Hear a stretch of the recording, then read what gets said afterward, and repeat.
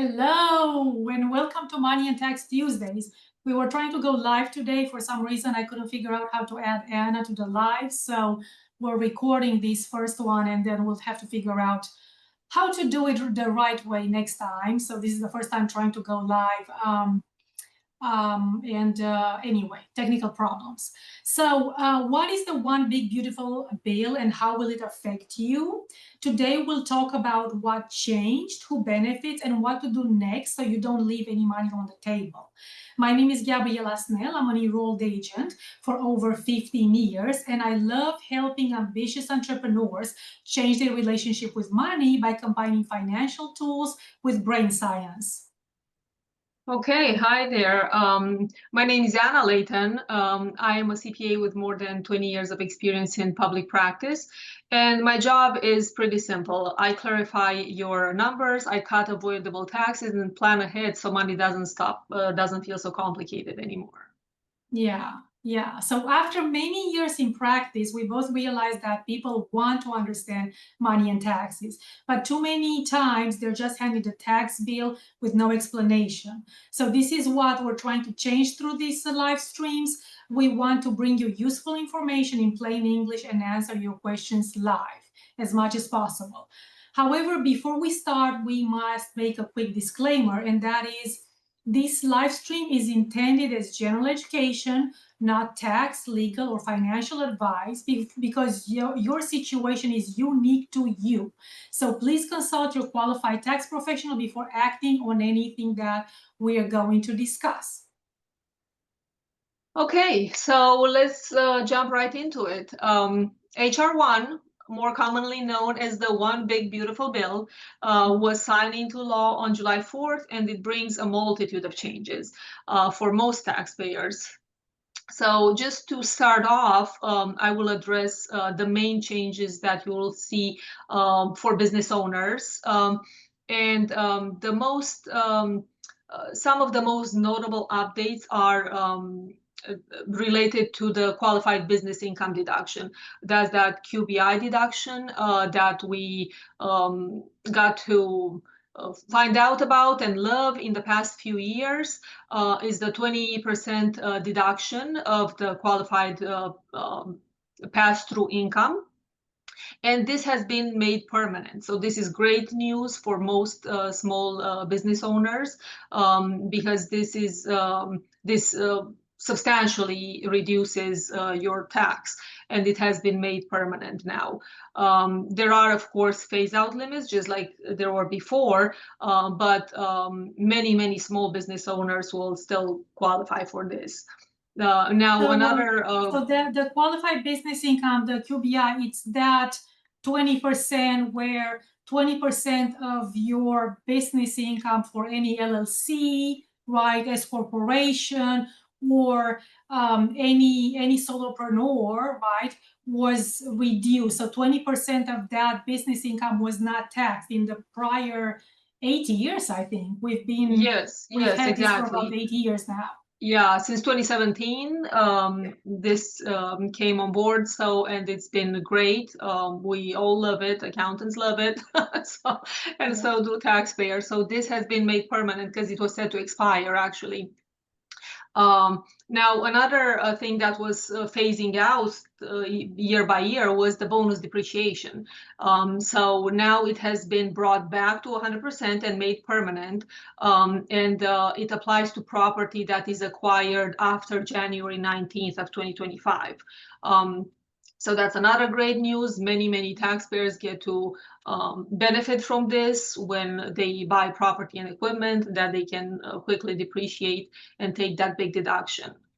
Now, another important deduction that maybe not so many businesses qualify for is the R&D deduction, the research and development. Now, so it may not apply to a lot of them, but companies that do spend money on research and development, this is a great deduction.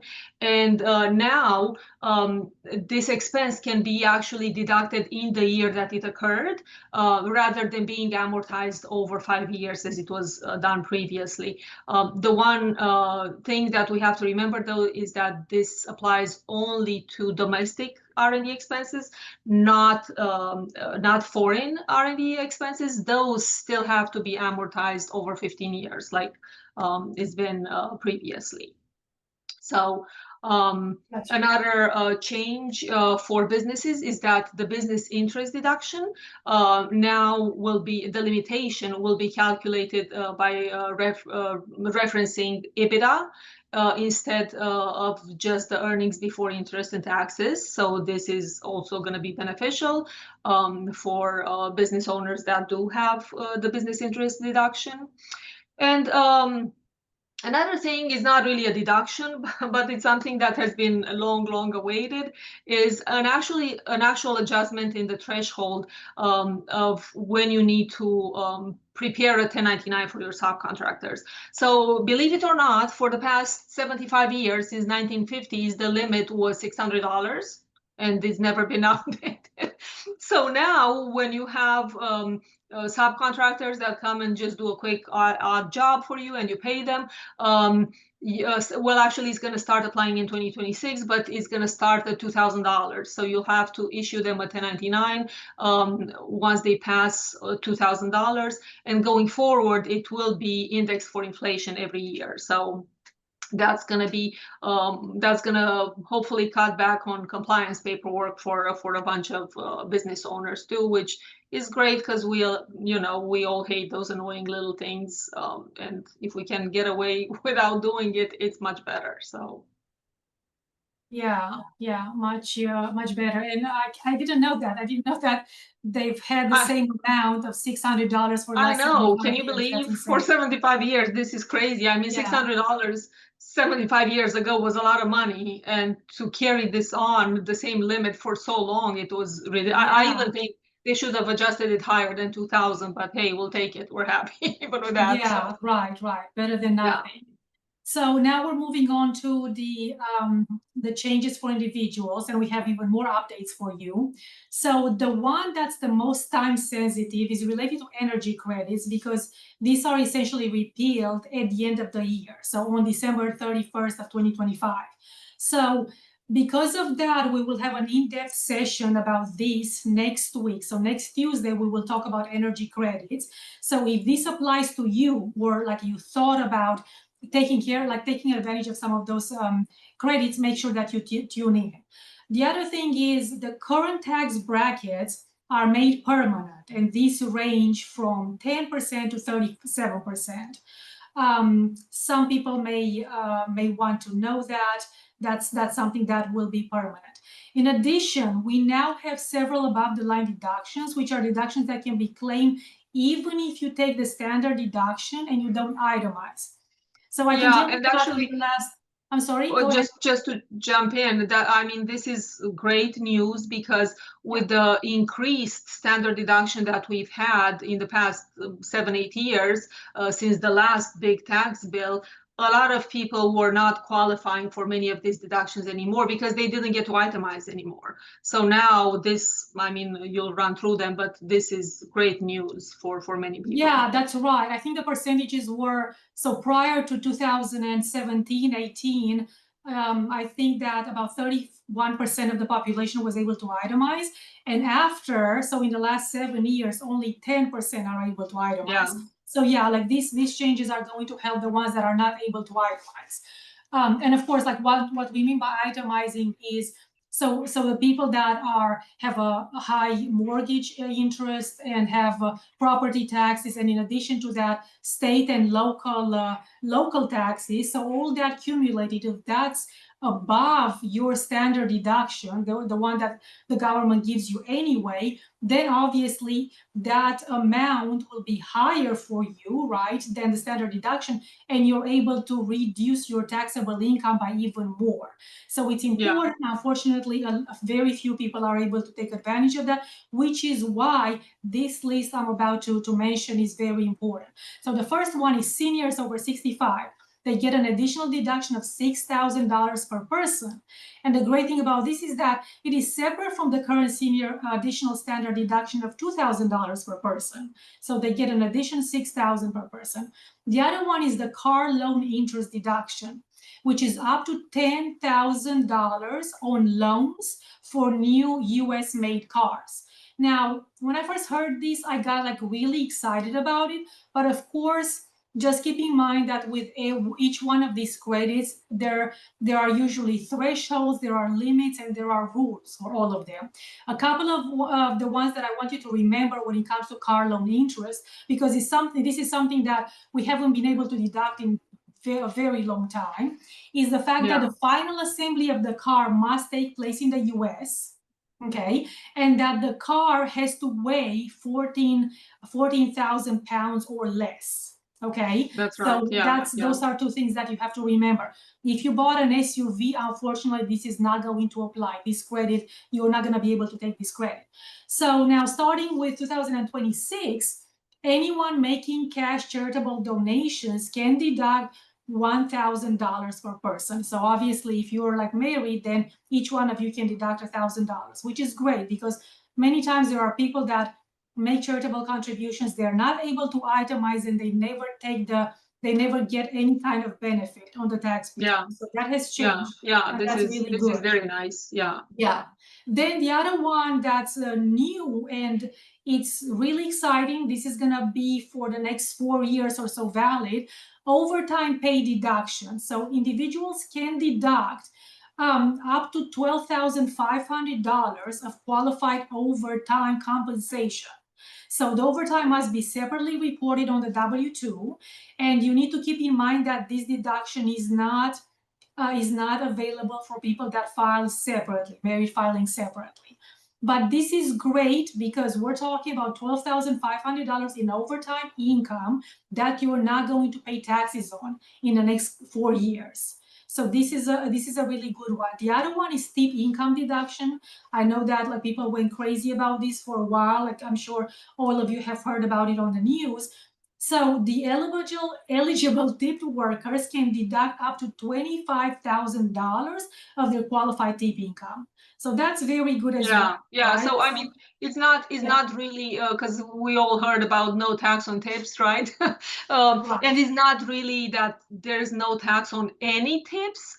There is a limitation, obviously, the $25,000, but I think most tipped workers will probably their tip earnings will probably fall under this threshold. So this is great news for them. That's right. Exactly. Now, for the people that are able to itemize, the most notable change is the increase of the state and local tax. It's the acronym is SOLD for this, the state and local tax deduction that went to $40,000 from $10,000.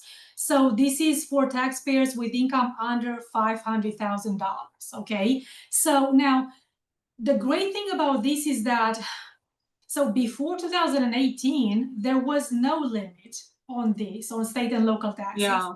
After 2018, so for the last 7 years, we've had a limit on the state and local taxes.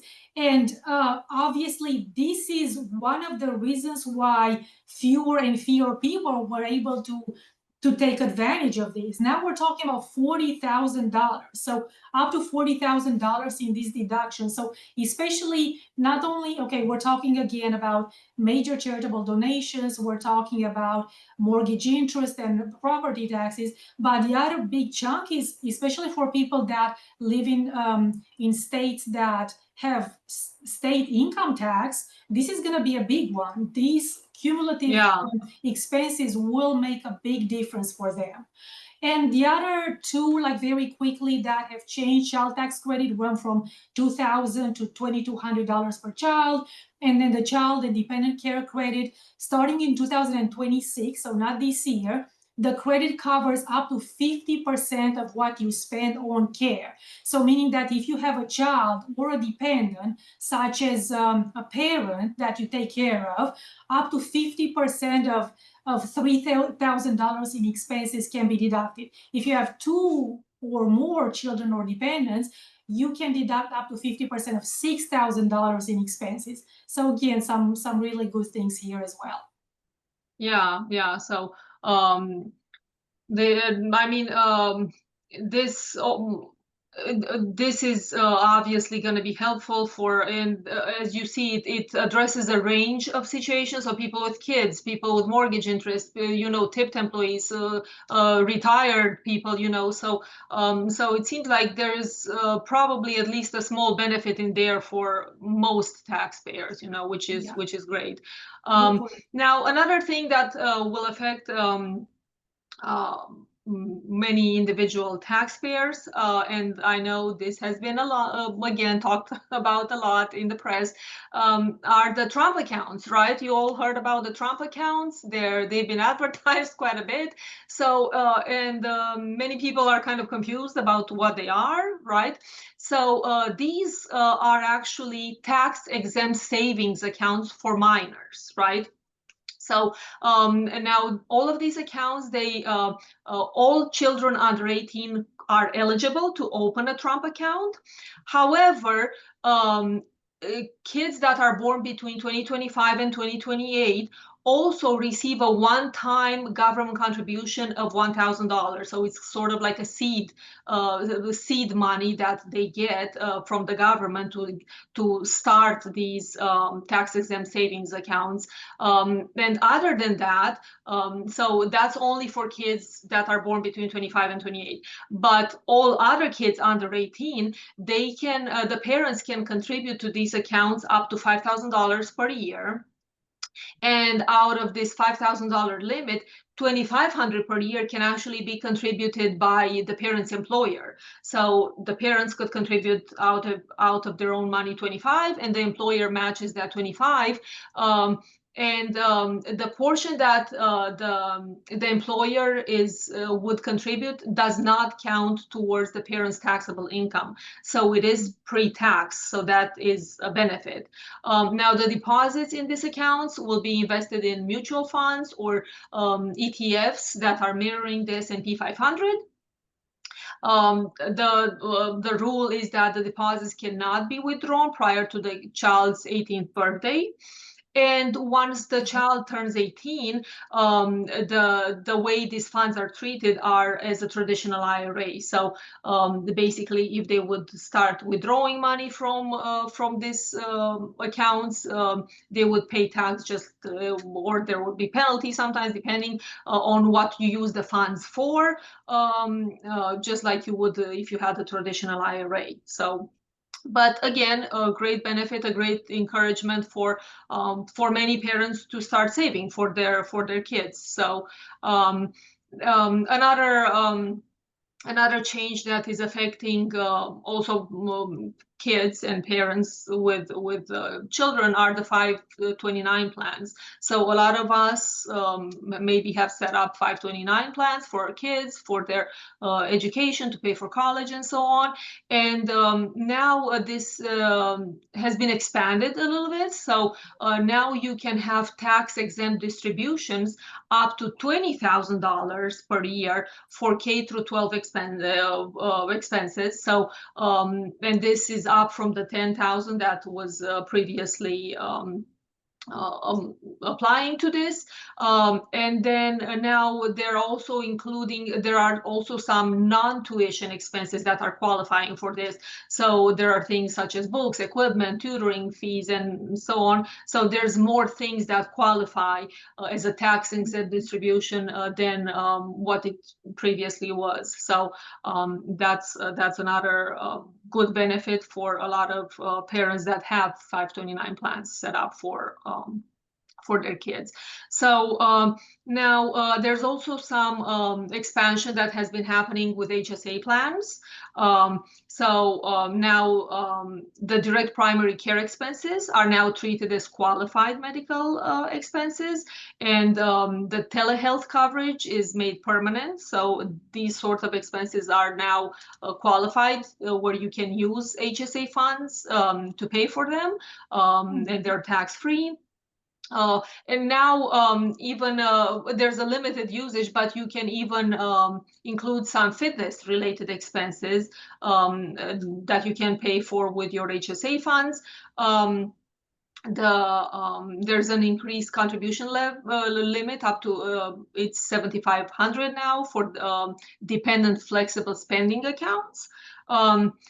Another thing is that married couples filing jointly can make catch-up contributions to the same HSA rather than having to contribute to separate accounts.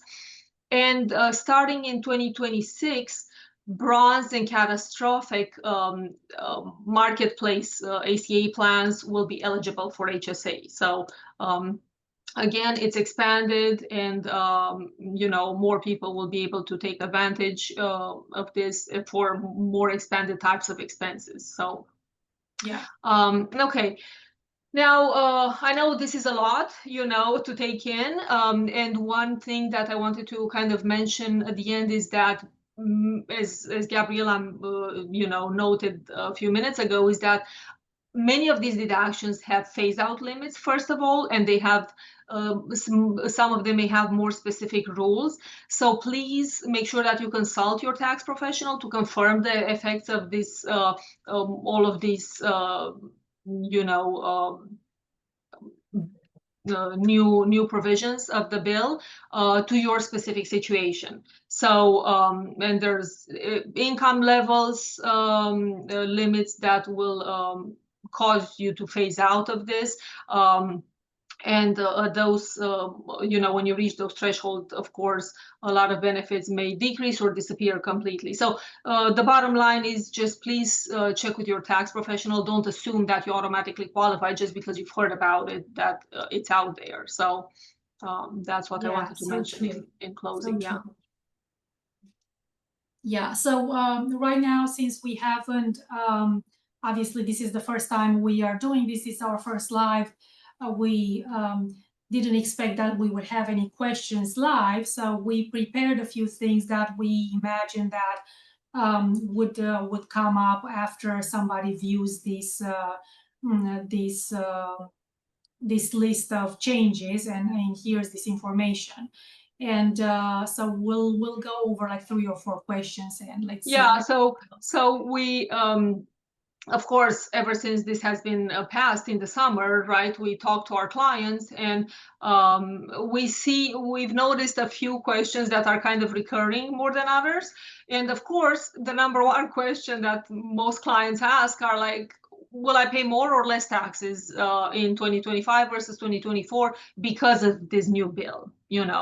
So Gabriela, what would you say is the answer for that? Well, so I would say that if we're assuming that your situation, so income expenses pretty much stay the same compared to 2024, and we're not taking into account the state and local tax change, right? So you're not itemizing, you will most likely pay about the same or less.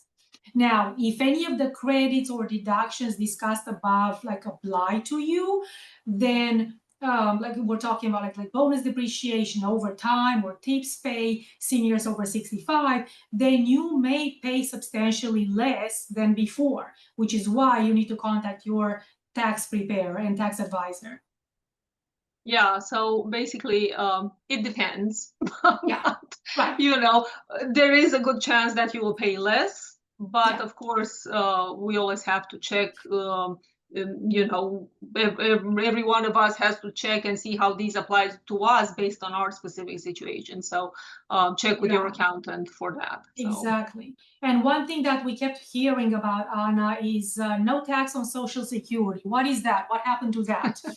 I know, right? So that's been another much advertised thing, just like no tax on tips, no tax on overtime, right? So turns out that is, there's a little tweaks here and there about that. So actually, we did address that. It's actually the $6,000 additional deduction for individuals over 65. So that is basically what they turned that no tax on Social Security into this extra deduction.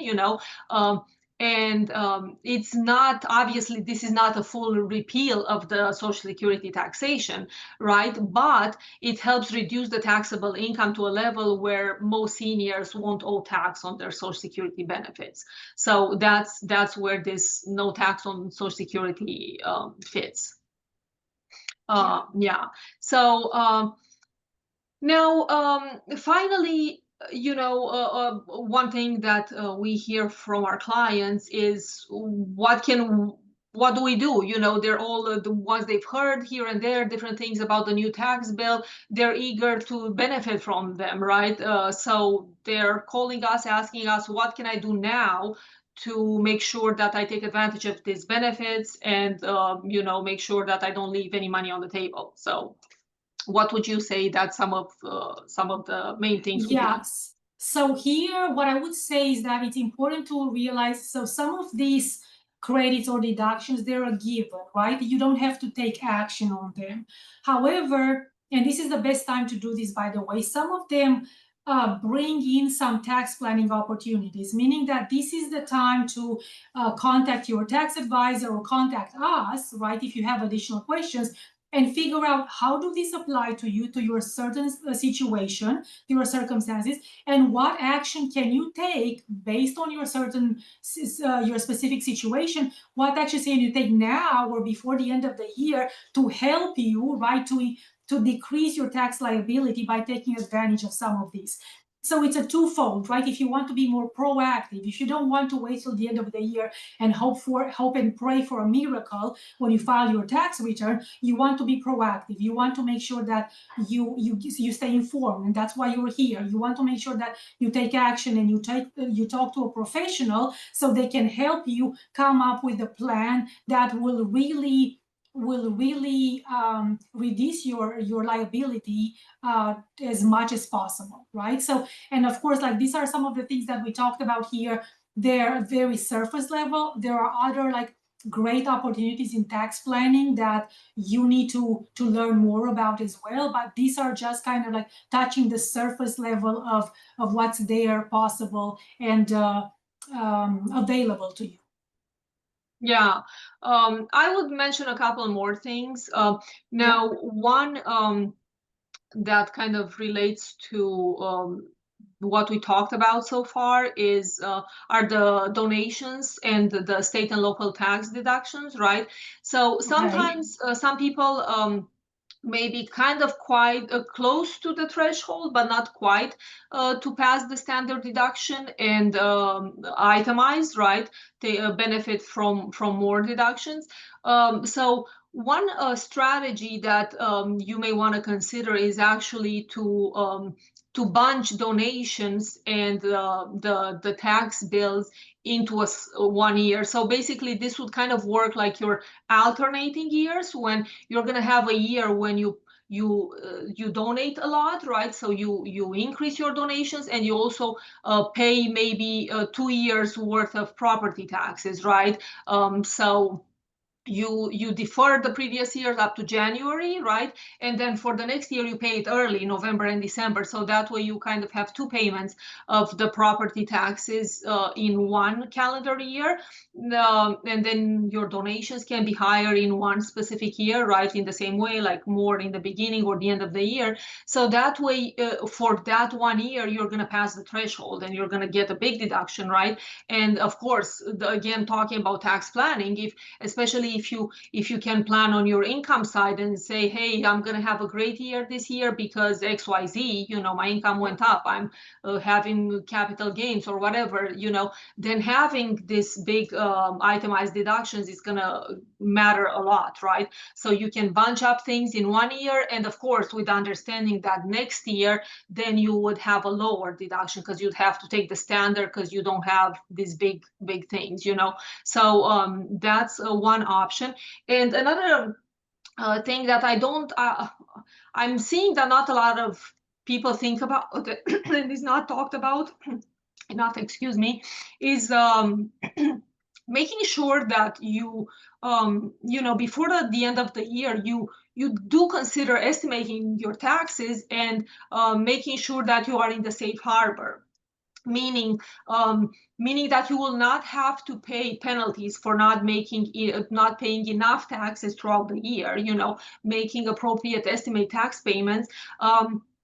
And a lot of people don't really think about that, or they're maybe not even aware of that. But you are going to be, you're going to put yourself in the safe harbor if you pay 100% of last year's total tax. So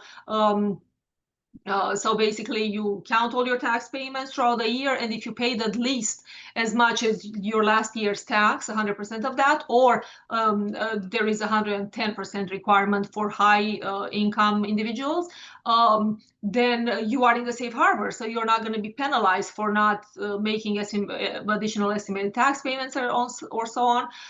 Or if you can estimate pretty closely this year's taxable income, and you pay 90% of this year's estimated tax, then again, you'll be in the safe harbor and you will avoid those penalties. So I find those very annoying, and it's pretty simple to do, so I really don't like when people don't pay attention to those. So those would be a couple of quick things that I would recommend. That's a good point. Now, I know that we went a little bit over the time here, so we usually intend to keep this around 20 minutes. We went over a lot more than that because there was a lot to discuss. So just so you know, typically they're not going to be this long. But if we have any questions we didn't hit on today, drop them in the comments and we'll address them in the next week's live. And if you want help with your numbers and a step-by-step plan, you can DM me consult, and we'll send a link to book a one-on-one session for personalized advice. And yeah, so please drop your comments and questions in drop your questions in the comments when you get a chance. We love to get some questions from you. Yeah, I mean, this is obviously meant to not just be another webinar sort of when we present a bunch of information. We would like to get questions from you specific with real life scenarios, so we can assist you. So please send questions as much as possible, and this I think will make this time together, this weekly live, a lot more meaningful to a lot of people, because a lot of times if you're having a problem with that, many more people are having a problem with that, so it's good to address them. Okay, with that said, thank you so much for joining us on this very first edition of Money and Tax Tuesdays. Sorry about the technical difficulties. We'll work hard to actually make sure that it flows smoother, and we're actually live on Facebook next time. But we will see you next Tuesday, same place, same time. Thank you so much. Bye. Have a good week. Bye. Bye.